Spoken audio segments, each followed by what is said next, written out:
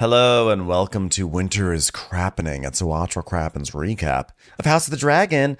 I'm Ben Mandelker, and joining me today from the tortured lands of Westeros, Mr. Ronnie Karam. Hi, Ronnie. How's it going? Hi, I'm doing great. What's going on over there with you today? Not much. Just enjoying this season of House of the Dragon. It's moving along at a nice clip. We only have 2 episodes left. We're almost done with the season. It's gone by really quickly. And there's still so much, so many loose ends. Yeah, it's pretty crazy. It always seems like nothing's happening, and then a lot happens. Like a makeout session happens that I didn't expect. I'm like, oh, you just changed everything. I know. I was that makeout session. I was like, tell me you have a show written by men without telling me you have a show written by men. It's like women sharing a nice moment, and of course they're immediately turned on by each other.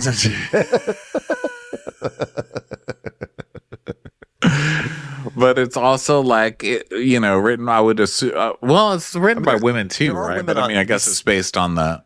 Yeah.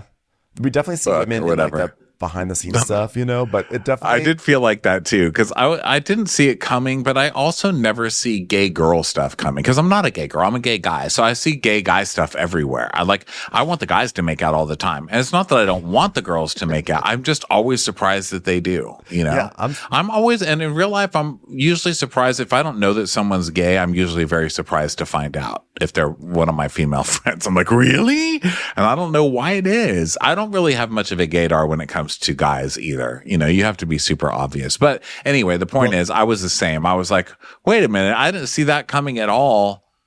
I guess is this hot? I don't know. I was like, it felt strange. But then again, we're also 2 podcasters who last week were like, oh, that guy's going to go give blowjobs that Bracken family until they join Daemon's cause. Clearly there's something gay going on. And I was like, no, just going to steal the babies. So we do find the gay. We find the gay wherever we can. Anyway, today's episode that we're recapping is episode 6. It's called Small Folk, which I enjoy because, I love the small folk on this show, which is, it's actually very off-brand for me. Usually on these shows, I really like the rich people and I don't like the poor people. But on this show, I really like the poor people. I'm all for the small folk, except for I'm getting a little over that little girl who coughs in bed the whole time. But we didn't see her this week. We just saw her parents.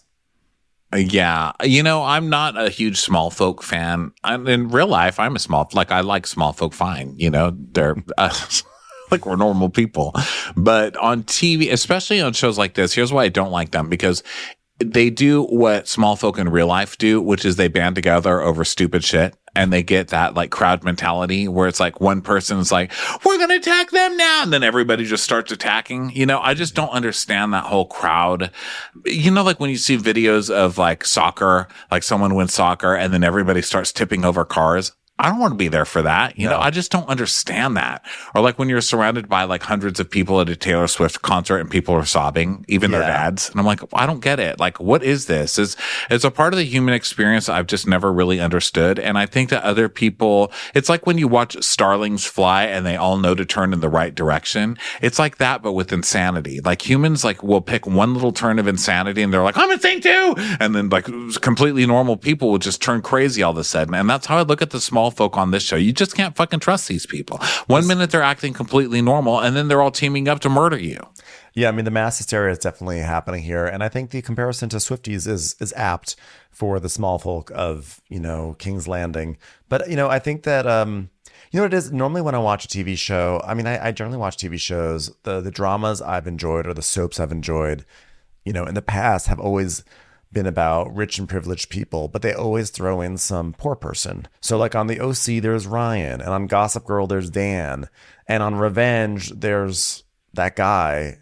And they're always, that guy who's in love with the daughter, Madeline Stowe's daughter, and they're always so righteous. They always make the poor people on these shows just unfun. Whenever there's a party, the poor people always have the morals. Yeah, it's always whenever there's a big party and someone's getting drunk, it's always the poor kid who comes in and is like, this isn't good for you. I'm getting you out of this party. And it's ugh, why do they always make poor people so lame on these shows? They're always virtuous, which is no, I think the poor people would want to party just as much as the rich people. And in fact, that would make them more fun on these shows. So normally I'm poor people on TV. I don't like it. Scripted TV, I should say. But on this show, I'm like really down with the small folk. I love them. They're great. No, in reality too. I mean, it's like Gina. Because But like I mean, they did make up aspirational for it on things. OC because I do like Jen Pedranti, and she's like currently poor, so I like her. But yeah, anyway, so this is called Small Folk. It's all built around the pores, and so I was like, oh God, here we go, you know. So we start with Lannister's brother, Jason. yeah, in a field, and he's talking to Humphrey. And Humphrey's like, well, the Golden Tooth is honored to receive you, Lord Lannister. I've got 500 men. We're armed. We're ready. And we will march as soon as there's a dragon to protect us. In the meantime, we are going to eat all of your McDonald's for free and have sex with all of your hookers. Thanks. Yeah, Humphrey's like, welcome. Yes, the Golden Tooth. We of the Golden Tooth really appreciate you being here. And I don't know if you've considered Invisalign, but it's something that we do offer at a discount, and also some whitening. It's only 3 sessions. They don't cost the Golden Tooth for nothing. That's what I'm trying to say. So he's like, tell your king that we need the dragon here immediately, or we're not doing shit. We'll be at the whorehouse. And he's like, I don't know if you've met Laura Dern, but I wouldn't fuck with her. He crazy. Okay. Yeah, because basically it's, Jason Lannister is the one who's like, well, we're not going to listen, Golden Tooth, even though, like, we're cool with you guys. We're not marching until we get Laura Dern and a dinosaur and a dragon here, which is basically a dinosaur. I mean, yes, do I have lions in a cage? Yes. But it's really just for fun. It's really just for the gram. I mean, what is a lion going to do in battle, right? It's probably going to hurt us more than it hurts them. So, like, we really need a dragon. A lion's nothing compared to a freaking dragon, that's for sure. Exactly. Those dragons are huge. So Humphrey's like, yeah, I don't know that. Because, you know, like, I can't just call him because this is like the Middle Ages. So I've got to send a fucking thing, and then we'll wait for the thing to talk to the thing. Then we got to wait for another thing, a bird or whatever. So Jason's basically it's going to take a while. He's like, well, how many horses do you have? Got a lot of quarters. Yeah, basically, Jason Lannister's like, guess what? I just brought the entire army to your castle, and we're not going to go any further because we're waiting for Laura Dern. So until she shows up with the dragon, we're just going to, like, hang out in your castle and eat all your food and sleep with all your prostitutes, and you just have to deal with it because I'm a Lannister. Right. So then we go to a council meeting at King's Landing. Small council, and small Aemon is council. pissed. It's a lot of huffiness. Well, did you hear about what happened in the Riverlands? What with the Golden Tooth and the Greyjoys? Have we heard from the Greyjoys? Well, not since they went to the Free Cities. Oh, the Triarchy. Has anyone reached out to the Triarchy? Well, Sir Tylan reached out to the Triarchy. What about the blockade? With the small folk? No, with the big city people in the Riverlands and Red Keeps and Ares and such. Yeah, and it's Aemon's pissed because he's being summoned by a fucking Lannister. He's not liking that. And he's like, well, but there is a dragon that could kill him. He's like, so what? Who cares? I'm Laura Dern. So then he gets all pissed off about that. And then they're like, dude, but also everybody's kind of starving. They're not really loving that. He's like, yeah, we should end that blockade. So just end it. Like, well, you can't just, this is not really how it works. You can't just end it. He's like, fuck it. Kill them all. Yeah, and then they're like trying to, basically he's like, why is everyone mad at me when they're the ones who are stopping all the food from coming in? Like, we should go after the blockade. And so at one point, Alicent, like, she sort of chimes in, and Laura Dern is not happy with it at all. So, you know, after the meeting's over, he's like, Mother, a word. She goes, well, I caution you, Aemon, boldness is one thing, but overconfidence. Remind me of your place in this small council, Mother. And she's like, excuse you, my role is your mother, motherfucker. Oh, I shouldn't say that on this show because, like, as we found out last week, that could be literal. Okay. Yeah. But still, I'm your mother, and you know I represented your father, and now I'm a counselor to Aegon. And he's like, yeah, but Dad's dead, and Aegon is basically like an egg on the floor. He's like an egg on drugs. Okay. He's been cracked. He is being fried in a pan right now. Okay, so you're fired. You're fired. So then she touches his face. She's like, let me put my hand on your scar. Have the indignities of your childhood not yet sufficiently been avenged? He's like, of my childhood? This fuckface lying in bed over there made fun of my penis just last week. I'm mad. Get out of here. That's true. And also she's like, "Oh, really? You're being mean to me? Haven't you gotten over being bullied yet?" Not really. And are you going to bring that up while you're getting fired? It's not the best time to have this conversation. You know what I mean? Alicent does not have the best timing here. And one thing I'll say about literally everybody on this show that I think makes it so even is that literally nobody deserves this job. No. Nobody. Not a one of them. No one has experience. No one is trained. No one bothers training anybody for work on this show. Like, nobody is trained on either side. Nobody knows what the fuck they're doing. Maybe Daemon, kind of, because he's been in battles a lot, or Sir Kristen's been in some battles, but they're not very good people. You know what I mean? Yeah. It's like basically fantasy version of going to the DMV, right? It's just like a lot of bureaucracy, a lot of, oh no, you're in the wrong line. Like, do you even know what you're doing here, ma'am? So then we go over to Dragonstone. And Corlys is standing around. Corlys is so mopey. Like, yes, the love of his life just died. Yes. But But he was mopey before. He's been like really mopey for a long time. Like, it feels like everyone else has gotten over it. So I think Corlys has to sort of, get to it. He's a very poetic feeling person, Ben. He's been he's been so emo all season. Like, even before Rhaenys died, he was like walking around the shipyards being wistful and being like, you saved me. Wow. I love you, person I'm definitely not related to at all, but I love you like a son. Not that you are one. Oh, man, I'm just doddering about. Don't mind me. Yeah. So then Corlys is there, though. It's his first day at work. He's like, well, hello, Your Highness. Are there Pop-Tarts in this office break room? Because I'm going to need a little bit more than just gratitude for being hired for a job that I really didn't want in the first place. Okay, feed me. And so she's like, welcome, everybody. Okay, here's the problem. We lost Princess Rhaenys and her dragon. Sorry to rub it in, but it's true. Not blaming anybody. Now I have an island seat. I've got no land army, and I am not allowed to go to battle myself. So we're going to have auditions for dragon riders. Anybody? Here's the thing. Internet's been really slow around here. We lost our IT person. It turns out Rhaenys was also the one handling our transition from PC to Mac. So we're kind of left in the lurch here. So we just really need someone to step up. Sir Stefan Darklin, we feel like this might be a good moment for you. We know that you know something. You have a Mac, right? You understand this? Can you fill in for us? She's like, well, by the way, Stefan's like, there's still Daemon and Craxes. I mean, he's a man, so surely he can do something. And she's like, yeah, I'm not really sure that he's on my side. I got a raven said he's jerking off to incest porn. So that never leads to a good place. So basically, I need some dragon riders for Vermithor and Silverwing, okay, and for Sea Smoke, because Sea Smoke misses his bond, okay, and also alone smoke, not a good place to be. You need to have a partner to smoke with. Get Sea Smoke a partner. So Stefan's like, oh, well, I mean, but there are no more in your family, Your Grace, your younger sons and babes, and she's like, well, there's no one left. He goes, and what about Princess Rhaena? She's like, well, Corlys says, well, she tried, but, she's just not a very good dragon driver. Unfortunately, she wasn't able to. She took the test 3 times, and eventually we said, you know what, how about Uber? She just kept hitting the cones. I mean, literally every time. She got really far one time, but when it came to parallel parking, it was like, that curb wasn't going to work out. Yeah.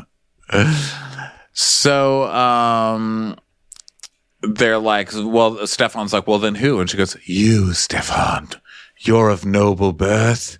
And, I've always heard the Darklings and the Targaryens have some common blood. So let's check it out. I've looked you up. I've Googled you. Let's try it out. And this guy is just destined to fail. Yeah. This poor guy. This guy Bartimos is like, I must protest Your Grace. I mean, the risk involved in such a venture. He hasn't even had a scene all by himself on this show. He's clearly going to die. This is ridiculous. And he's short. We don't really let that many short people live on this show. There are notables, exceptions, obviously, but, and they're like, Stefan's like, well, I am but a man and the dragons are gods. So I was thinking he was going to be like, fuck no. Yeah. Like, who am I to ride a dragon? But he's not. He's like, and I accept your challenge. Yes. I'm like, sir, you're a day player. What is wrong with you? So she's like, but you know, Sir, have you noticed that you're wearing a red shirt right now? You are so dead. Just fast forward to the part where they kill this poor guy. please. It's like, okay, sure, let's do this. So then we go to, okay, so now Daemon. Dream sequence of the week. Here we go. Daemon's in the Iron Throne room and he's seeing Viserys sitting on the throne. He's like, brother. Viserys is really angry. He's like, did you say it? The heir for a day. Did you say it?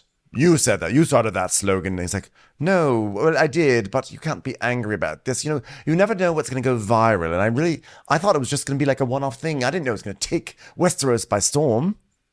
Yeah, they're rehashing the fight that they had when Daemon was originally kicked the hell off and forced to go live with his wife that he eventually killed with a rock. Oh, God, this show is just so romantic, isn't it?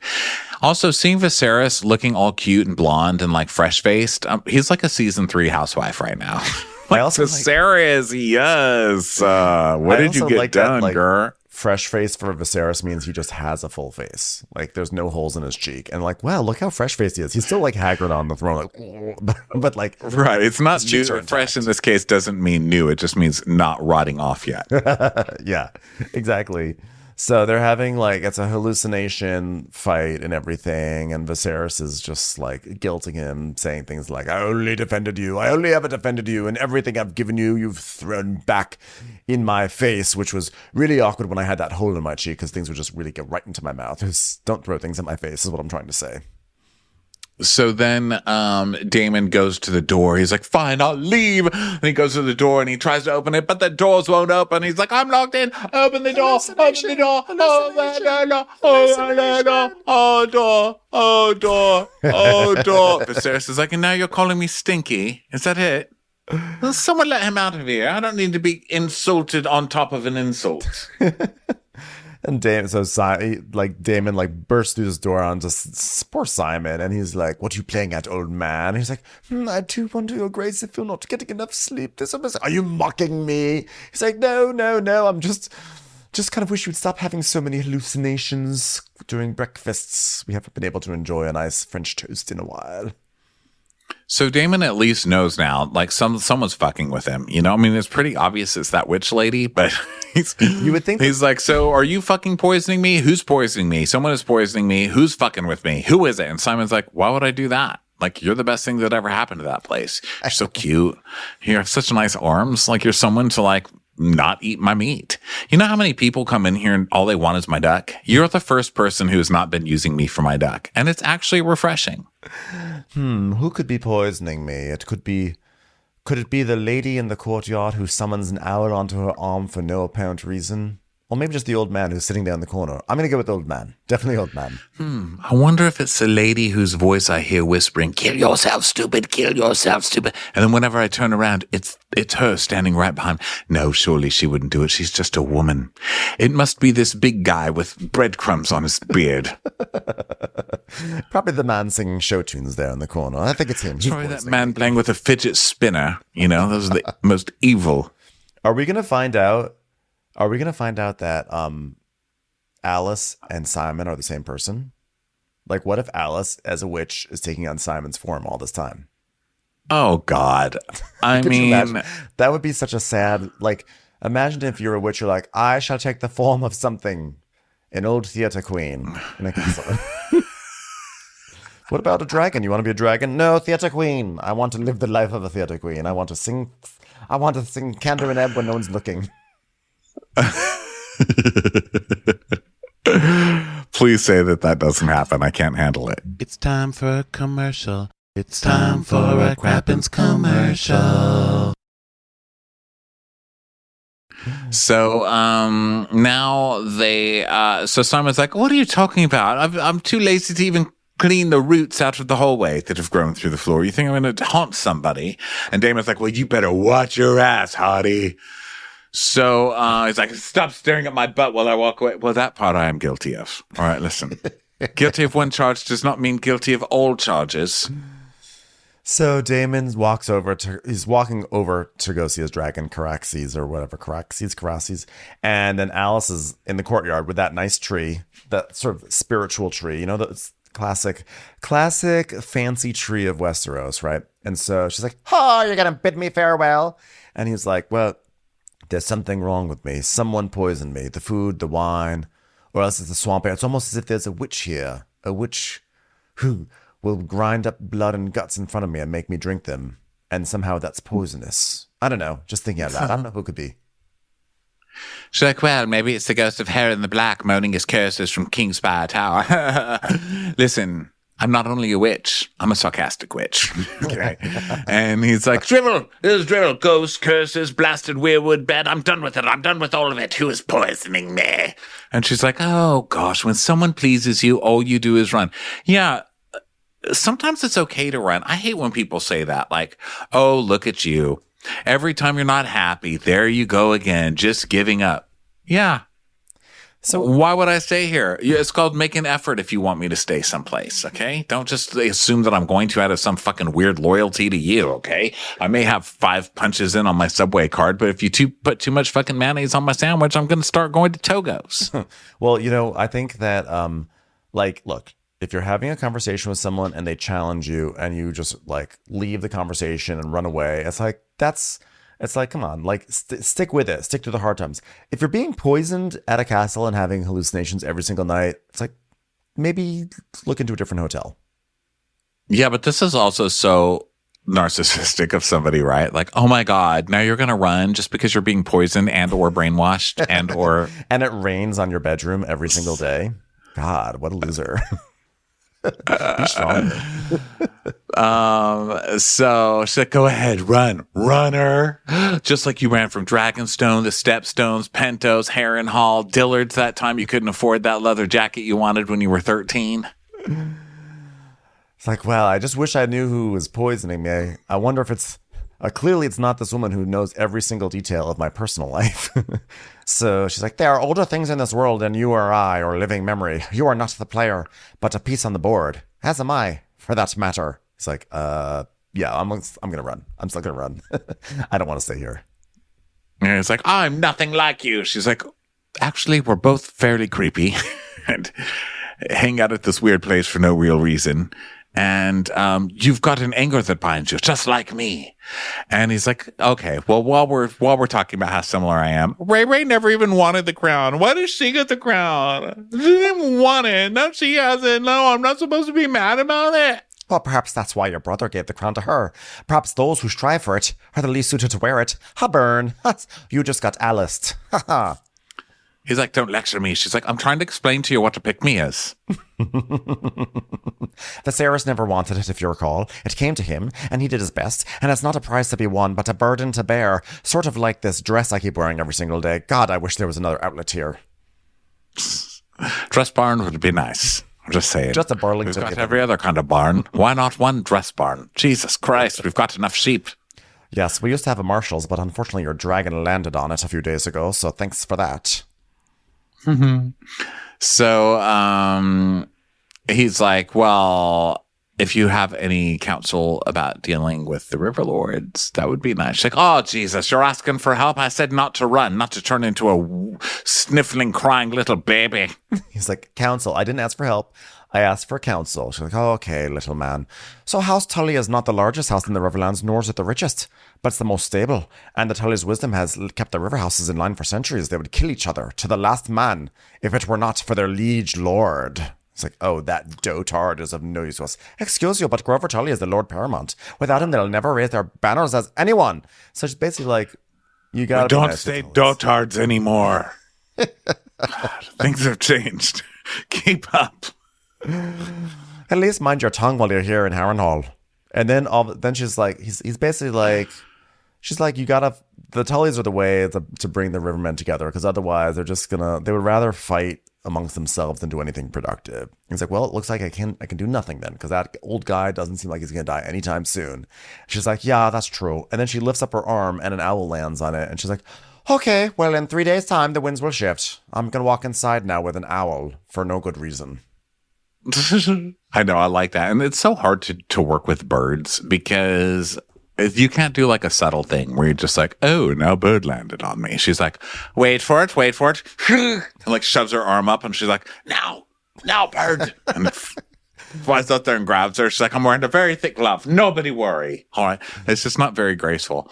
But I did have to look up who Grover was. I was like, which one's Grover Tully again? I had to look him up. Did you know that Grover's family is named Elmo, Kermit, Grover, and something else? And Bert and Ernie. George R.R. wrote that for the Muppets. Isn't that crazy? That's real. That's true. What? I thought we froze and you hung up on me. You're going to walk away just because someone's poisoning your mind with some truth. Oh, sounds like you've gotten some Alice Tully booze in your brain right now. Poisoned with these ridiculous stories of Grover and Kermit. Wait, what? Wait, what do you say? And Elma. Elmo as well. Yeah, it's the truth. Do you want me to read you the wiki? Because I'll do it. You're saying of the Tully family in this story, the brothers are all named in this story. Can you believe it? It feels like of all the moments to have Muppet whimsy, like I don't as the Tullys. I guess I just wouldn't expect it because he wrote for the Muppets at one point. Is that what we learned? He did? No, I didn't say that. I think. Oh, I got Alice Tully in my brain now. She's like, Bean Mandelker, you will say these things on the podcast and you'll look like a fool, but it'll all be worth it. No, Lord Grover is what I said. Why are we talking about Tully?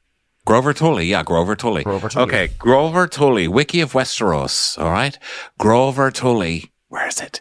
Grover Tully was among the lords who swore allegiance to Rhaenyra. Small council, blah, blah, blah. Where's the fun facts? Where is the fun facts? Muppets. Okay. Grover's eldest great-grandson is the TV version, is also now named Oscar instead of Kermit. And yeah, that's the Muppets. I just proved it to myself. I can't believe That's not funny. Grover's name is a humorous reference to the Sesame Street character Grover, and so are the names of his grandson Sir Elmo and his great-grandsons Lord Kermit and Sir Oscar. The latter is Grover's grandson in the show. By the end of Viserys I's reign, Kermit was still just a young boy, green as summer grass, and his younger brother Oscar was still greener. Guys, because they were both green on Sesame Street. Spoiler alert for those of you who haven't watched Sesame Street yet. They're both green. And guess what? Sesame Street is now on HBO. So now it all makes sense. HBO was like, listen, George R.R., we're going to need to inject some corporate synergy into your backstory here. So if you could work some like Sesame Street into your lore, that'd be great for us. Thanks. Yeah, I know. I was watching it the other day. I was like, this is so cool to be able to watch this on HBO. And then Big Bird started making out with Snuffleupagus. And I was like, this is so weird. The synergy goes both ways, and it's really strange when it happens on Sesame Street. It's really... It was weird when the Count got burned to a crisp by a dragon. So, speaking of which, now we're in Dragonstone, and the Dragon Keepers, they're just chanting a hymn. They've got their staffs, and they're like... So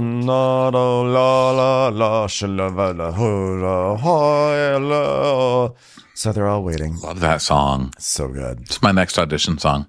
Yeah. So yeah, they're singing, and then now this is the big audition, right? Big audition. Okay, let's talk about this. You're auditioning, so you're fucking with a dragon. Sea Smoke's not in a great mood, lost its rider, not having the best day. If you want something from the dragon, here's what you do. I don't know if any of you know who Caesar Milan is. He trains dogs really well. Yep. Bring a treat. You know what I mean? Have a treat in your pocket. Don't come at it with sticks. Like, who the fuck does that? This big dragon lowers its head to them, and they're all pointing sticks at it. Like, oh, yeah, you want to fuck with us? What if we stick you in your nose? Have you seen what a dragon can do? What the fuck are your sticks supposed to do to the dragon? Yeah. They're not going to do shit. I'll tell you that, stupid. Yeah, it's a strange choice. It's a strange way to do it. Also, like, if you're going to try to, like, win over a dragon, maybe smile. Be like, have you ever dealt with a cat? Like, if you go to a cat and you're like aggressive to a cat, the cat's gonna go like, give you a little boop, boop, boop, boop, boop. You know, it's gonna pat, it's gonna scratch you. You know, with a cat, you put your hand down and you can make those noises like, you know, or all those noises, which is classic pet noise. You can do that for a dog too. You put the hand down, and then the cat comes over and sniffs, and then like loves on you. But if you come over to the cat looking all scared and crazy, the cat is going to scratch you on the face. And I just don't think that Stefan Darkling ever got this memo about how to deal with They're not animals. thinking about, like, these are not pet people, and you don't deserve to ride a dragon. There's this dog in my neighborhood when I go walking in the morning that I go, hi, and it barks at me. So then I was like, you know what? I know how to deal with dogs. So now I just ignore the dog. It looks at me and like it's going to bark, and I just kind of give it a look and like look away. Now guess what the dog did? Ran up to me today wagging his tail. Because that's... You got to know how to do this shit. You can't just throw this poor guy in there and expect him to know how to do it. He does not know how to do it. The dragon acts like it lowers its head. It acts like it's going to be fine with this guy. And the dragon's just like being a total bitch at this point because we all know that it's going to kill this guy. Right. But the dragon puts its head down. It's like, oh, hello. And everyone's like, oh my God, it's totally working. And even the guys with the sticks are still poking at the dragon. And the dragon's like, come here to me, come here. Just kidding. And it burns everybody to a fucking crisp. Yeah, they all and it like burns not only Stefan but also like one of the dragon keepers too. So now they're down another staff member at this palace, which is not good. The dragon keeper did the thing where he got burned and then he was burning alive and just very calmly took his knife and slit his own throat. They just must know that's like part of the training. Like, look, this could happen. If it does, you just gotta. It's better to slit your own throat than it is to deal with the flames. The burning is much worse. So yes, especially when Sir Stefan says, "I've done it," it's like, oh, you've never watched TV before, have you, sir? Is that the last thing you should say before you step onto a dragon? Yeah. So Jace, who, by the way, we didn't even mention Jace, but he's been here the whole episode giving squinty eyes, like, I'm hot and squinty. I'm like, you go, Jace. You work that squint. Love his squint. So then next up is Corlys. Dragonstone Shipyard. It's some Corlys and Secret Sun action. Yeah, so Corlys goes up to Alan and he's like, I'm pleased with our progress. This ship will set sail in a few days' time. Not secret son of mine. And he's like, okay, Dad. He's like, well, yeah, they're talking about the blockade. They love talking about this blockade. They've been doing the blockade all season. It's like last season it was all about, wasn't it the Triarchy was doing a blockade. Now this season we're doing a blockade. And by we, I mean them, Dragonstone people, but it's like we.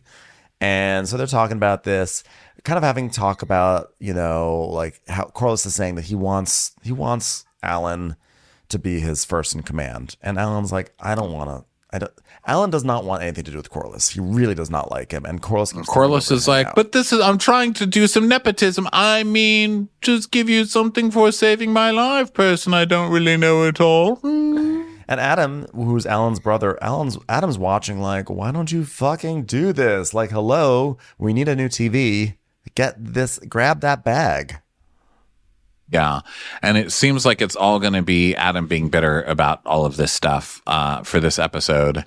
So, which I was totally buying. I didn't see anything coming with this. So it's like, totally buy it. So Corlys is like, you are going to work for me. You are going to get a raise and you're going to like it. Willow Smith. And Alan's like, okay. So then, by the way, Willow Smith is very talented, right? Yeah, she has a new album out that Dom absolutely loves. Apparently, I was going to say, good. I think that's why it's in my head because Dom just told us. Yeah. We were talking about nepotism with Dom, and he's like, actually, Willow Smith's album is really good. Yeah, I was wondering where the Willow Smith I heard nepotism, and I'm like, wow, Willow Smith was really good. So tell Dom his Willow Smith review made it into this recap. You heard it here first. It's still in my mind. Willow Smith. Not enough to listen to it, but it is. I will always remember it. It's the first defense I've ever heard of Willow Smith. So now we go to a tavern in King's Landing, and Diana comes to serve a bowl. She's the waitress. She also, I think she made an appearance in season 1, according to Chelsea, our note taker, who is she always peppers our notes with lots of lore, which is really, really helpful. So she serves a bowl to Ulf the White, who, when we last saw Ulf, he was bragging that he was a Targaryen and like a half brother or something like that. So he's like, this soup is a bit thin, isn't it? And she's like, yeah, well, it's either that or fish. What do you want? He's like, no, but there's nothing but fish in this damn city. Where am I? Stockholm. Just kidding. Is Stockholm reference, anyone? Lots of fish there.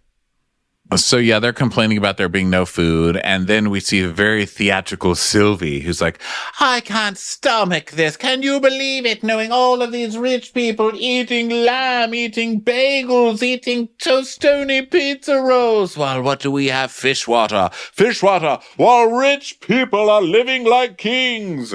And really raising a ruckus in there. And everyone's like, hey, wait a minute. She's right. They have toastoni pizza rolls? That shit's not going to land well with my family. And she's like, my work here is done. I've caused some discord with these two people sitting in this diner, and I shall now leave in my very subtle feathered hat and high heels and bordello dress. Goodbye. Goodbye, one. Now that I've had my lunch of fish with a side of fish and I've caused some agitation, back to running the brothel. So, oh, by the way, Ben and Jerry's, hot dogs, soft pretzels, just saying things on the rich people's menu. Have a good day. Sylvie out. Sylvie out.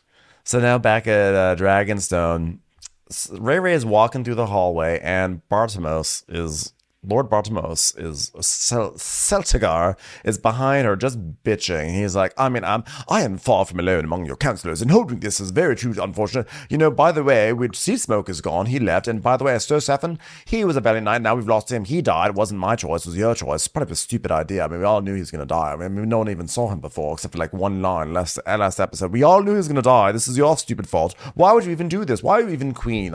You're a woman. You shouldn't even be in this position. So finally, she just turns around and just slaps him, which is great. Slaps the fuck out of him. It was so nice to see that. Just a good old And she just tells him, it is my fault. I think that you have forgotten to fear me.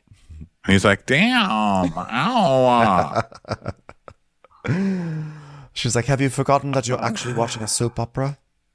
Congratulations. So then we go to Ray in her quarters, and she's picking up a sword and playing with it. She's like, what if I had a sword? Me, a woman with a sword. What would that look like? And Miss Arya comes in and she's like, hello, hot woman with sword. I bet you don't realize this, but we have sexual tension. You won't know until later this episode when suddenly we kiss. She's like, don't worry. It was the right choice no matter the outcome. And Ray's also, she's going through it, She's like, nothing's working. And Missouria's like, well, there's good news to be had. The small folk of King's Landing are listening. They were ready enough to hear. The usurpers have abandoned them. They're hungry, and they need someone to blame. And she's like, oh God, so we'll send a couple of pizzas. Will that be enough? And she's like, yes, well, we have laid the kindling only, and tonight we will light it, and then it will begin to flare. I sent my favorite gossip in, and she got two people mad, and before you know it, everyone's going to have toastoni pizza rolls on their mind. Have you heard anything from, what's her name? Linda. No, not yet, but don't worry. We'll be hearing from her next week. Commercials. Here comes one right now. So then we go to King's Landing. Oh yeah, and there's a man handing out a fish because fish is all the rage in King's Landing these days. It's also the only thing they can be rageful about. And he sells the last fish. And then Hugh Hammer's wife, Kat, comes up. She's like, oh no, you haven't run out. Have you run out? You ran out? Oh no, please, I'll take anything. Give me scraps. I've got a little girl who's coughing in the corner, please. And he's like, sorry, don't get it. It's all sold out. You should have been here a little earlier. And then just at that moment, a whole bunch of sheep, they have a bunch of sheep in cages that come through the streets. And everyone's so mad because they're like, fucking dragons eating the sheep. What's for us? Where's our meat? Yeah. So then we go to Aemon talking to Ironrod, still the best name on the show. Yes. Like the most flattering name. That's the only person I would play on the show. I'd be like, sorry, I'm only playing Ironrod. So. And Ironrod doesn't really do anything except sit there. He just sits there and smirks. He also Who needs to? Because forever on your resume it says Ronnie Ironrod. I mean. And it's good. He never really puts his neck out there too much. So he's never really in trouble. He just sort of sits there. He's like a little bored, but he just is like, look, it's better than being on the streets begging for fish.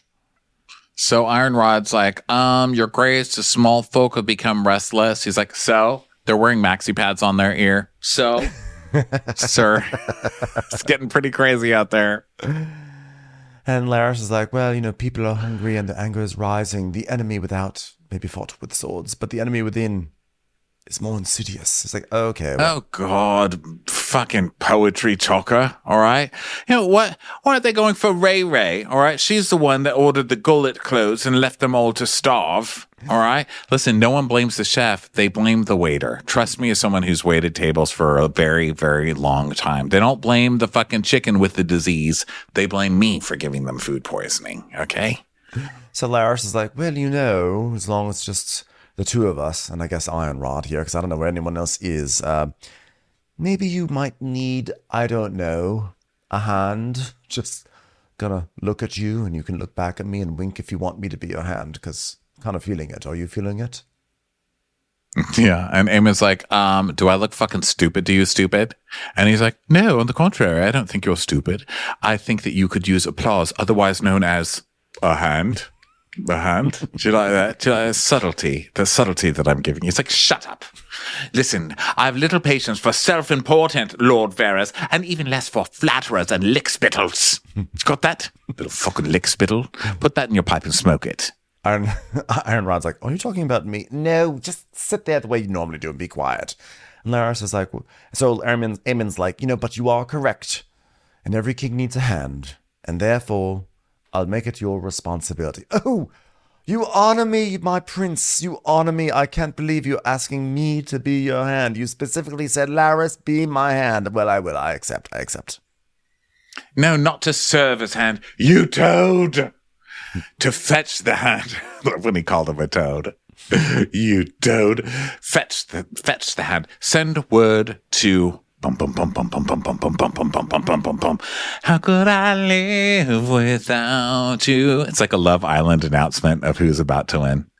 I want to know.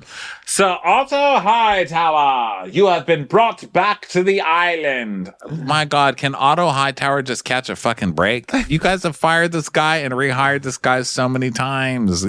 Let the man go. Just let him go. A new bombshell enters the villa. So then Orwell comes in. It's Otto Hightower in a push-up bra. He's like, I'm back, bitches. My name's Otto. I'm 23. I'm a part-time model, and I'm looking for love. I would call myself funny, quiet, and calculating, and I'm looking for someone who just wants to settle down and just has a good personality. I've been sent home a few times, but here's what I know about myself. I've got Riz, and I'm ready to close it off with the right king. Dun, dun, dun, dun, dun, dun, dun, dun, dun. Hello, King's Landing. Who is that? Is that a new bombshell? New bombshell's watching here. He's sexy, isn't he? Oh, you're sitting there. So, so Orwell walks in. Speaking of bombshells, here comes Orwell, who, by the way, I feel like Orwell is the sort of person that you would go up to at a party and say, I'm so obsessed with Love Island USA. And he goes, is that a TV show? It's like, yeah, it's like the #1 show in America right now. No, I'm not. I don't actually have a TV. I just read. It's like, be quiet, Orwell. I'm trapped in a conversation. I'm a doctor, all right. I'm reading about how to heal people. Now, just the other day, have you ever heard of a Rubik's Cube? You have, all right. So if you've seen someone with a cough ever, open the mouth really wide and shove the Rubik's Cube down, then start trying to solve the puzzle with the Rubik's Cube in their throat. That occasionally works. We had a real big medical breakthrough, which is that if someone comes in and they've been punctured with a sword, what you do is you take some grass and just sort of pat it on the wound, and it works pretty well. I mean, a lot of times they die, but sometimes they don't die, and that's pretty big for us. That's medicine, baby. All right, now I'm happy to report that His Grace the King has regained consciousness this morning, if only for a few moments. I know that you're going to be so excited. He's stronger than I thought. This morning his breath comes easier. Not great breath. All right, not going to say it's great breath, but it was breath. He may yet live. Thank the gods. Am I right, Laura Dern? Laura Dern's like, oh, what happy news. I'm going to go kill that little fucker right now. Where is he? Let me at him. I'm going to interpret the silence and the scowling and the gnashing of teeth as your expressions of joy. So anyway, you're welcome. Looks like the leaves have actually worked. So, I guess I've really proved my medical prowess here. So if anyone wants to thank me, that'd be great too. Okay. So Aemond goes to Aegon's room, and Aegon, poor guy, is like burnt. You know, he's still there like a piece of bacon, just burnt, splayed out. And he gets his little talking ball and he shoves it in his chest. He's like, listen to me, little motherfucker. What do you remember about there? Do you remember me trying to murder you or not? He's like, oh, I don't remember anything. He's like, oh, really? Well, you challenged Meleys. It was very foolish. And then you got burnt. You got shoved to the ground. It had nothing to do with me. Do you understand, you little fuck? I'll fucking kill you again. I'll kill you with these hands right again. Hold on. Wait for a devastating stare.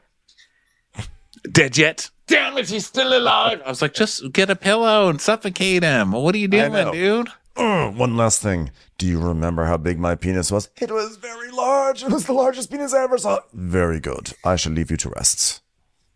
Who's got 3 octaves? Who's got 3 octaves? Do you sing now? I've got 3 octaves, I do. You do? Thank you. Big cocked Pavarotti. Big cocked Pavarotti. Pavarotti? Pavarotti. Pavarotti? What's the opera singer? Damn it. The Traitors has ruined my life. It's Pavarotti. It's Pavarotti now. Pavarotti. It is Pavarotti. I relent. It's Damn it. Pavarotti. So over at the Eyrie, Rhaena's walking through a field talking to... Oh, but Orwell comes in and yeah, almost sorry. catches him. And he's like, oh, whoops, you're in very capable hands. I just heard that Orville actually solved a horse's pneumonia by hitting it on the face with a chicken and then turning it around in a circle and pushing it into a swimming pool. So you're in great hands. All right, Orwell, go ahead. Hashtag modern medicine, am I right? So... BCBS, am I right? All right. Now, good luck, you two.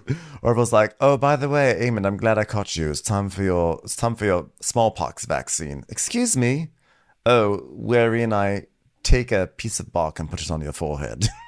Oh, okay, I'll take that. You have to do this once a year, I'm afraid. Okay, so now Rhaena is walking through a field with Joffrey, little baby Joffrey, not evil Joffrey from modern times.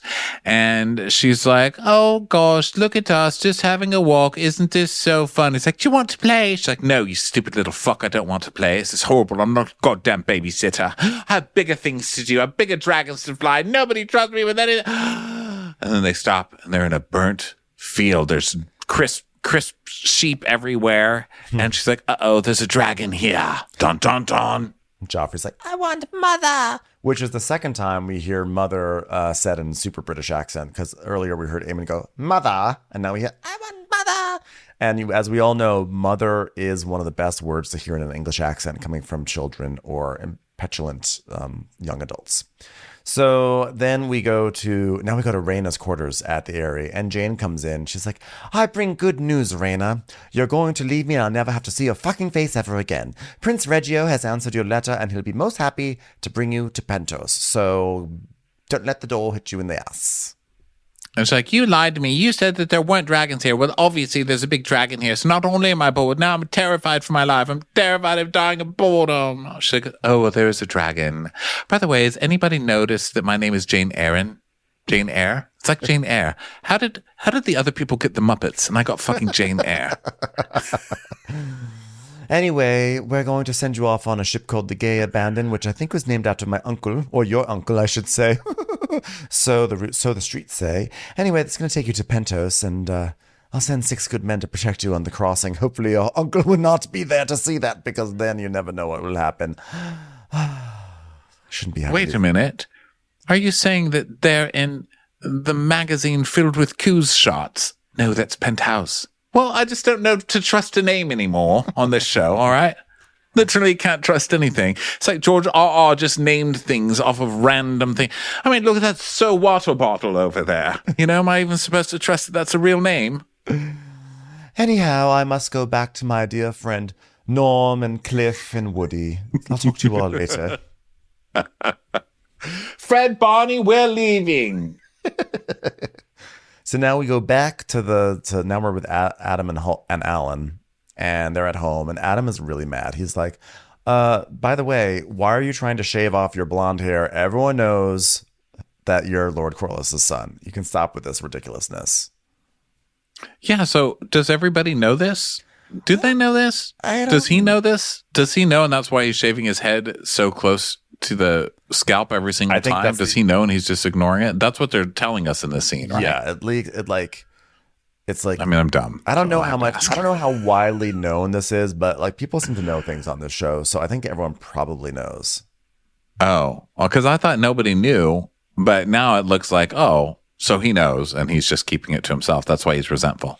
Okay, well, I'm sorry. I didn't pick up on any of that. I don't know who knows what, but it's clear that Alan knows that he's Corlys' son and he's trying to deny this. He's like, no, I don't want any acknowledgement of this. He's like, he doesn't want people to know because he's afraid that he'll lose authority with his men. And Adam's like, but we could be rich as hell. And he's like, well, we spent the whole of our lives in the shadow of the sea snake's great castle. I do not wish to dwell in it any longer. And he's like, oh, really? Well, great. You know, your opportunity. Now you're just going to ignore it. Fun for us. Thanks a lot, Dick. And then Alan's like, well, the sea snake would sooner have high tide claimed by the sea than call us his sons. So stop wasting your life on something that will never come. So yeah, they know, right? I guess so. Alan's kind of like, listen, I'm the star of this storyline. I'm getting more scenes. I'm the son of Corlys. So stop your complaining because I clearly am about to have something really cool happen to me. So, okay, just like chill out. And it's definitely going to happen to me, Alan, and not to you, Adam. Yeah, nothing's going to happen for Adam, okay? All cleared that up. Adam just comes in once in a while, like really, like 2 episodes. Nothing cool's going to happen with Adam. So just have faith that I'm taking care of me right now, Alan, because I am the star of the storyline. All right. I've got to put my own oxygen mask on first. Okay. Now get out of here, you crazy kid. So then we go back to Dragonstone and Rhaenyra is staring at the sea with Jace, who's also staring at the sea, but it's harder for him because he's squinting while he does it. He's like, they love staring at that sea. It's just their favorite thing. It's like, hold on. It's almost 8:00. My favorite show is coming on. It's called The Sea.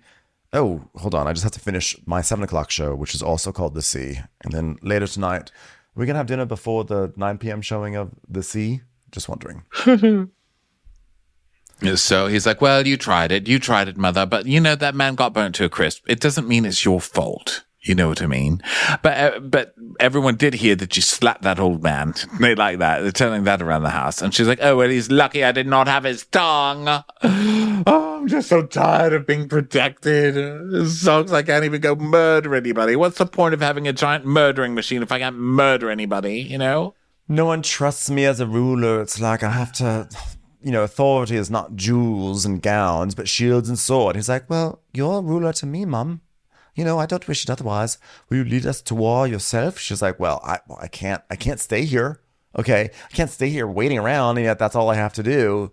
She's like, I'm just doing everything I can. And I don't know. And she says that she sent someone to Rook's Rest and everything, but she's like, we've done this, we've done that, we're still gonna lose. And he's like, well, maybe Daemon will come back. She's like, oh, Daemon. I love that they actually gave her a Brady Bunch moment in this. Lots of pop culture woven into this. So then really? the guard shows up and is like, Your Grace, the Lady Mysaria, who for the first time ever requires to be announced. So Myzaria's like, my queen, our gift is sent. Jace is like, what gift? Oh, we sent an edible arrangements to King's Landing and think it might endear ourselves to them. She's like, let's hope for clouds over the Blackwater tonight. He's like, what does that mean? She's like, rhymes with flaminos. Dominoes? Are you sending them dominoes? To play games? They're starving. The pizza, darling. We had a gift code. Okay, 2 for 1. So they get a free lava cake. That's all that we've sent them. The cheese in the crust. You know how they do that? Like you bite the crust and there's cheese in there. It's like almost like a bonus pizza around the edge of the pizza. It's lovely. They're going to love it. They'll love it. So then we go to King's Landing, and there's a guy fishing. It's like a depressing fishing day, and then he notices a boat, and it's got some apples on it. He's like, fuck yeah. And I guess a bunch of more boats show up later that we don't really see. I think the budget just only allowed for this small boat because it wasn't that much. Did we see a bigger boat? Well, he looks up into the ocean, and he sees tons of boats in the ocean coming to the city. I'm so blind. I didn't even see that. I was like, who's that apple supposed to feed? Jesus Christ. No, there Is was Jesus Christ going to come down and make this like 20 apples? Because that's not enough apples. no, there were like a million of these boats. It was like that was like the first boat of many, and it was like this deluge of food. So meanwhile, Alicent. It's like my house when they started allowing double dashing. So Alicent's sitting there watching, like just watching Aegon, and she's got nothing to do now. She's like really not allowed anywhere. So she's like, Orwell, I thought you said he was getting better and all he's doing is sleeping. And Orwell's like, yeah, have you ever been burned? That's what you do. You sleep until you're better. So he's gonna sleep a lot. It's a long time. Yeah, dummy. And so she's like, what about the letters to my dad? Have we heard anything? He's like, no. Sorry, he's probably in a strip club somewhere. Where do you think Otto is? It doesn't seem like Otto to just not be writing back. I don't know, but I like the idea of Orwell being like, yeah, sorry, I haven't checked up on those letters. I've been too busy trying to heal your son, also known as our king. But yeah, I'll check on those letters for you. Yeah. Thanks for sending me to the post office in the middle of surgery. I was in the middle of smacking him on the liver with a broom. But okay, guess that's not important. I know. I guess these maple leaves are just going to apply themselves. So basically, I have no idea what Otto's deal is. It feels strange that he's being quiet. Like, we haven't seen anything. I've been wondering where he has been. Has he defected? Is he a double agent now? Like, what's going on with Otto? I don't know. So then we go to Alicent walking through her favorite place to have her illicit affair, the public courtyard where everybody hangs out. So she goes there to like have a private talk with what's his buns, Chris. They call him Crispy on who now. On the by the way, internet, his Caesar cut has grown out, so now it's just like a weird kind of lumpy shell on his head. I'm glad that was a phase. Well, I don't think he's out of the phase. I think he just hasn't had a haircut, and now it's just he needs a haircut. If you're going to do the Caesar cut, like do the Caesar cut. Yeah. So she sees him and she's going to go walk towards him, but her brother is there instead. And he's like, oh, really? You're going to go fuck the fucker? Go on. Go, do it right in the courtyard. She's like, oh, it's you. I totally came out to see you. Wow. How you been? How's everything going? Have you heard from He's Dad? like, we don't talk. She's like, we can talk now. What do you feel about things? What was it like growing up alone and Dad choosing me over you and you just like being stuck out there? It's like, wow, you really don't want to talk about fucking that guy, do you? All right, sad. I've got feelings, very sad feelings. Men feel. She's like, oh, by the way, how is my son? What's his name? I know I have another son, don't I? Is his name Derek? Is it Aaron? Is it Jaren? Darren, your son Darren. He's fine. He's 10 and 6 now, which is my fancy way of saying 16. I don't think he really likes to write letters these days anymore. He likes to do things like, I don't know, spend time with people who love him, not ignore him, like his mother. But anyway, he's dating a lovely girl named Samantha. They have a nosy neighbor that's always poking her head over the fence, trying to find things out. She's got a little bit magic in her, the girlfriend does, Bit bewitched over there. She's like, damn it. All right, well, does he ever talk about me? No, he doesn't talk about you. He doesn't know you. All right? He doesn't know you. She's like, dang it. He's as adept with his lute as he is with his sword. She's like, oh my God, I've always wanted to have a gay son, and I'm so mad I don't get to hang out with him. So he's like, he's actually a good person. She goes, oh, that's nice. And he goes, probably because she's not raised in a castle. And she's like, do you think it's that? Do you think it's being raised out there with the clean water? Or do you think it's the mother that turned all these children bad? And he's like, you did your best. Listen, you did it's your like, best. you did your best. And by your best, I mean, not really a whole lot of anything. But, they're blonde. So you've got that going for you. I think you did a great job showing why parents should create parameters for their children. Okay, what's the example of what is it? Lead by example, but in reverse. What is it when you are the example that people should not follow? That's what you are, and that's a great service. All right, let me put this in the terms of the great philosopher Bernie Mac. America, beat your children. What is America? So Gwen heads off. Oh, it's a character. It's the person who runs the Rook. also, don't you remember her? She wore the glasses and she was ugly. Then she took them off and was suddenly not ugly anymore. I loved her monologue in Barbie. We were watching that in the castle, eating lots of decadent foods like sheep and Twizzlers and such, and not fish. So then she goes inside. She's like, Alicent's like feeling like she failed as a mother. So she's like, well, let me check in on my daughter. I think she did pretty well. I mean, she married her brother, but that's fine. So what's Rhaena up to? It's surely something normal and not strange. So we get our 5 seconds of Rhaena screen time for the weekend, or for the week. And, well, I guess it was the weekend. Wow. Stumbled onto some truth there. Everybody watch out. So Rhaena is looking at crickets or birds. I thought they were crickets. But she's looking at them and she goes, "This one stopped singing. Isn't that strange?" Well, so what does that mean? Because everything she says is some psychic shit. So somebody's going to die and stop their singing. But who is the singer? Yeah, and I don't think the singer. Well, they did just say that Alicent's son, Darren, is good with the lute, which indicates that he likes to sing. Right, that's what I thought. But they're already going to kill Darren? He hasn't even gotten on the show yet. How are they going to kill his ass already? How are they going to kill Darren if he's all the way in a faraway city? I know they've tried building Darren up to bring on a new character. It's like Days of Our Lives, They're like, we've run out of children. Just have one and have him grow up in two weeks, Is there? I can't imagine that they're already going to kill him, but I guess maybe they are. Is the singing less literal than that? Is there someone who is that?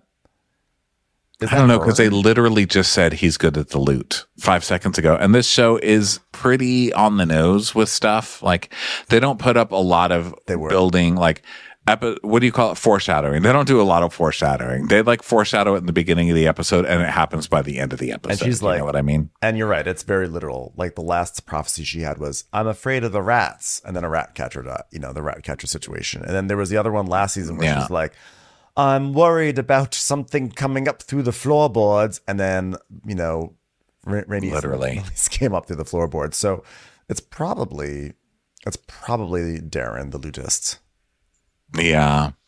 Okay. So now the second best name, Hugh Hammer. Yeah. All right. If you're not going to let me be Iron Rod, I want to be Hugh Hammer because that's hot. Yeah.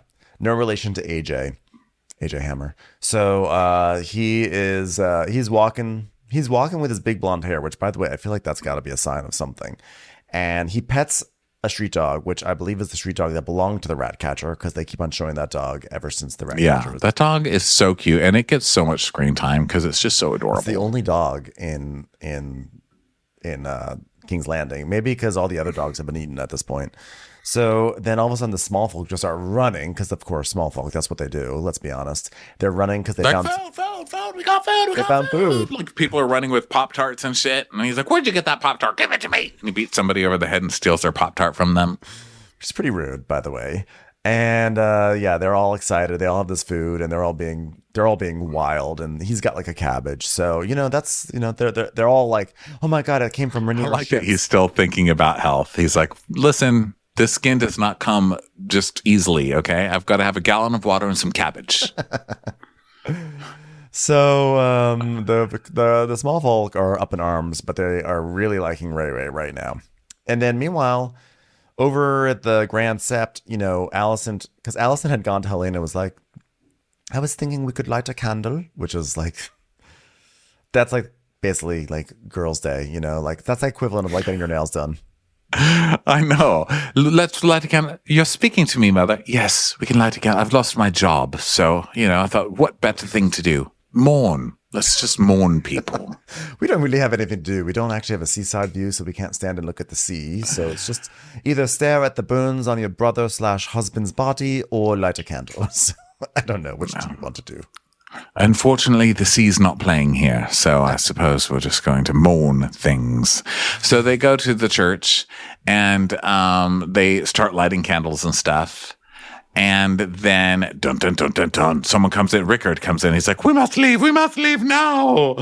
And so they start running like hell because the small folk have gone crazy. You give these people one Pop-Tart, and now look at them go. They're like ripping each other limb from limb and chasing them down because they found out that they've been starving when Rhaenyra has all this food. So they're going to kill these fuckers now. Also, whatever happened to shelter in place? You have a mob outside, and you're in the basement of a giant cathedral that's armed by guards. Why do you say, oh no, there's a mob. Let's go out to the mob so we can go from this safe place to a different safe place. That is exactly right. The tactical moves here are not very smart. Yeah, not a lot of like, this is why they need Otto. They need some brains running the operations here. Yeah. So someone sees the queen running and they're like, oh, look, it's the queen of fishes. And they throw a fish at her head. Which is funny. I think it was a fish. I like a very literal. I love like prop comedy when it comes to insulting your royals, like queen of fish. Here's a fish in your face. Throw a cabbage at her. So they're running, and then it looks like they get attacked, right? What happens here? They're like, damn you! And they get them cornered and starts attacking them, and then a guard cuts off a man's arm because they're all going. And she's like, "See, there's swords. Don't kill the small folk. Don't kill the small folk." But the crowd's small folk are like, "We're gonna kill you, dummy."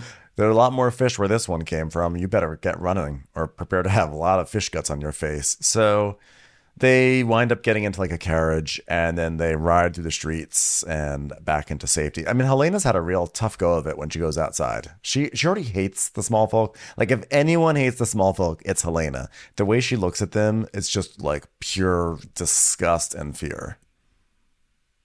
Well, yeah, because they're always like screaming in her face and shit. It's like, I just lost my kid. You're screaming in my face. Now, I didn't give you a Pop-Tart. You're screaming in my face. Can I do one fucking thing right? Can people just leave me alone? So then we go back to Aegon's bedside. And then, the lady's about to give Aegon his medicine. But Larys is like, not so much. Wait, give it an hour. So then Larys says, Aegon, of course, is like, I want the medicine. But Larys sits down and he's like, no, you're about to get a Larys monologue. I'm going to cry and then turn into rage. Yeah, so he withholds the poppy shit and he's like, take heart, your grace. You've already written yourself into legend by surviving Dragonfire.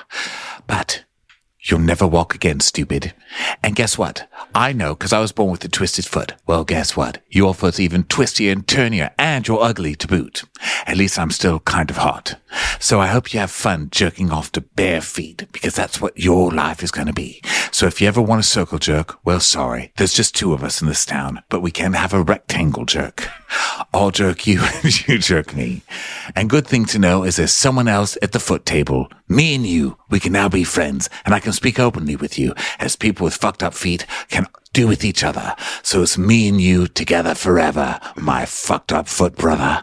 Now, plan on giving me a job when you get back? I'll bet you do, because your foot's fucked up. I was like, wow, this guy's getting pretty bold just because the other guy got a fucked up foot. I mean, geez, your tongue has gotten pretty loose there, Lair. I know. Although it's interesting when he said that when he was born that his foot was messed up and his dad said it was sorcery. Do we think Alice did some sorcery to Larys's foot, like as revenge for something? I don't know why I didn't think of that, because obviously she's over there and she's probably like doing a lot of sorcery. She's 100 years old. She's a witch. So, and he's like, yeah, well, he accused a member of our household of casting malign spells.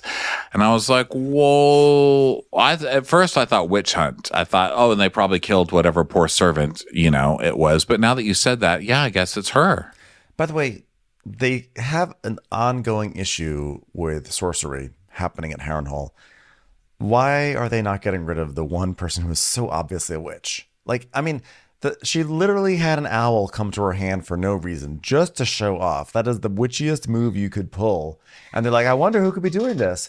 Who in this household is giving people hallucinations and causing babies to be born with a twisted foot? I don't know. I know. Hey, Alice, it's dinner. Will you be having anything to drink? I will have mouse pollen mixed with bee pollen mixed with toenails from a baby. It's like, sounds delicious. Can I try? No. It's only for me. Anyway, back to our figuring out who here is a witch. I have no leads. Guys, back to the witch discussion. Wait, before we do that, Alice, do you have a toast that you'd like to give? Sure.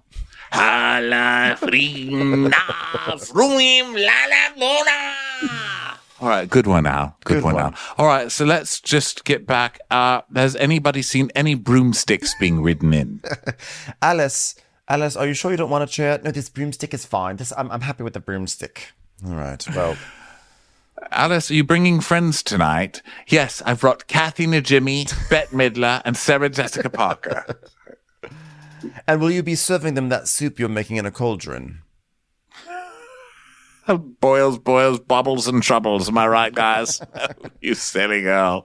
Okay, so Speaking of which, we go back to Aegon's like, oh my God, no. So this actually is supposed to be nice, I think, from Larys. Larys is like, all right, listen here. I was going to give you time to heal, but we don't have much time because your brother's taken over. And Laura Dern does not waste 2 fucking seconds of her life, okay?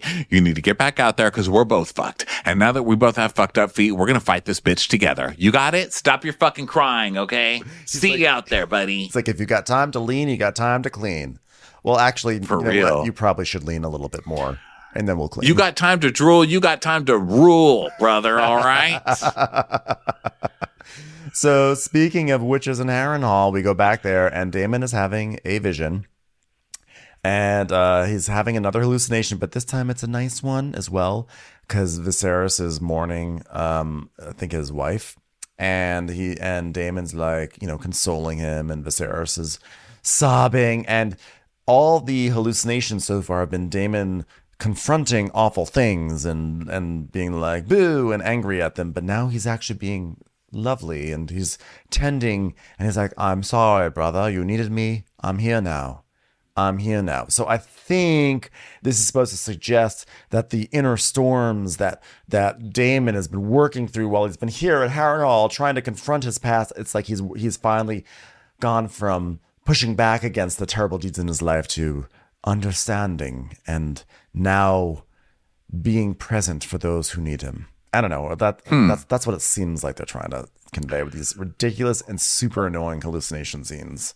Well, then he snaps out of it and he's at the dinner table again. So that's another reason I'm like, it's poison, right? Because I feel like he's always at dinner, or it's like 90% of the time. He never wakes up in bed. He's always in a very public place, which is mortifying. So Simon's like, right. Sorrowful news from Riverrun, my king. Lord Grover is dead. And we received the news from his liege, Miss Piggy.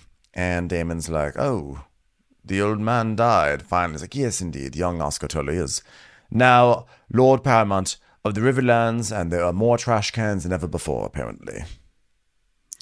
Yeah, Riverrun's maesters have been at their wits' end, and your own healer, Alice Rivers, volunteered her renowned skills. She tried her craft, but, there wasn't much to be done for old Grove. Alice, so helpful. She cooked his eyeballs and then let them chill before throwing them into a Slurpee. Wasn't weird at all. Wouldn't let anyone else sip it, though. Then she flew away. So odd. Weird. What an odd lady. She actually turned into an owl and landed on her own self. It was strange. And somehow, this did not help Grover at all. In fact, it seemed like he died faster than before. I don't know. Anyway, we still love her. She's still welcome here anytime. So now Adam, who is the brother who's never going to get anything, what's the other one? What's the other guy's name? Adam and Alan, right? Adam and Alan, right? So he's spelled he's like out the there fishing. Family, I'd like to point out. Feels like there could be pop culture. Oh yeah, maybe. And also there's a character on here named the Hand. And I'm sure there's gonna be a cousin in at some point. Yeah, we're keeping an eye on all the Easter eggs. Sorry, that took me a minute. I was like, who cares how he spells his name? And then I got it later.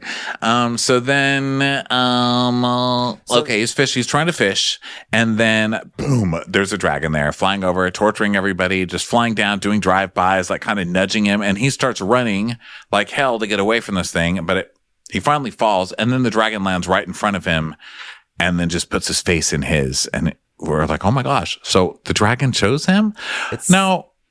What happened? How did this happen? The dragon just was like, you know what? If you guys want me to ride somebody, I'm going to find my own rider. You don't get to just bring rando people to audition. I'm not a fucking piece of meat. I'm going to go find my own. Bye. My interpretation was the dragon was hungry and like came over to eat someone, and Adam was separated from the group. He didn't get inside, and so the dragon came in to eat him. But as the dragon approached, Adam had like a look of tranquility on his face, like he wasn't like afraid. And Adam is also Corlys' son, which I didn't realize. I thought that like for some reason I thought like maybe they shared the same mom, but maybe not the same dad. But it seems like Adam is also Corlys' son, even though he doesn't have the blonde hair. So they like Adam sort of like looks at Sea Smoke with like a tranquility and an awe, like he sees Sea Smoke. I thought he looked scared. Well, he's scared at first, but if you look at his face sort of changes, and it's almost like he goes from fear to seeing something like innate and special about Sea Smoke. And so I think then Sea Smoke senses that, because that's not what's his face did, who died earlier, and Darklyn. And so I think that my interpretation is that Sea Smoke chooses not to kill this person, but instead say, okay, so you think that he was just going to eat him, but then he was like, oh, you could be my rider. You seem cool. Instead of him coming into town, like, I'm going to find a rider and this is him. I'm going to corner him and I sniff a royal person. Well, that makes more sense. Yeah. Yeah, I think that makes more sense. Okay, so then we go to Ray's quarters, and Miss Arya and Ray are having another scene. And basically Ray is like, oh God, I can't win this war. Everything's going wrong. Everybody sucks. Everything I have sucks. Everybody's dead. Daemon hates me. I'm going to lose. I'm just a big pile of fucking lose. Okay. And so then Missoria then tells her story. She's like, it was my father. I was still a child. And she tells a story about her father sexually abused her. And then eventually she got the cut on her throat because Ray had asked her earlier, where did you get that cut on your throat? And she wouldn't tell her. Right. And so why are there bubbles popping up on my picture now? Was that something I just did? I don't see Playing bubbles. with my waddle brought bubbles up on the video screen. I don't see any. Do it yeah. again. They were there. No, I'm trying to repeat it, but I was just playing with my waddle, you guys. You made and then all these bubbles. Like somehow. It triggered bubbles. something on the screen. That happens to me all the time. That's funny. I'll be FaceTiming and I do something with my hand and balloons just like flutter up. And I'm like, where'd those balloons come from? So annoying. Missoria talks about how basically her dad impregnated her. And then like, I guess to end the pregnancy, there was like, he did something that was like that. Now she cannot bear children. And she was left for dead, but she lived, and now she doesn't trust anyone, and that's how that oath has done well for her. And there are few who she finds to be steadfast, but she finds Ray to be steadfast, and because of that, she will serve Ray because she believes that Ray is meant to be queen. And in that moment, Ray I think is so touched. She's like, finally, like I think as I'm watching it, I'm thinking, okay, it's like a moment of like, someone who gets her, someone who understands the difficulty of dealing with all these awful men. And in that moment, doesn't have to be queen. She just has like a really good female friend and they hug. And then because, it has to be, they start to make out. They start making out. Yeah, I didn't see it. I didn't see that coming either, but there they go. And so they're making out and not a ton of chemistry. Not going to lie. It's weird. And then, and then someone comes in and they break apart, and they learn about Sea Smoke, who has been flying all over Spice Town, which I love. I just love that name. I know. Sea Smoke's loose in Spice Town, guys. Spice Town!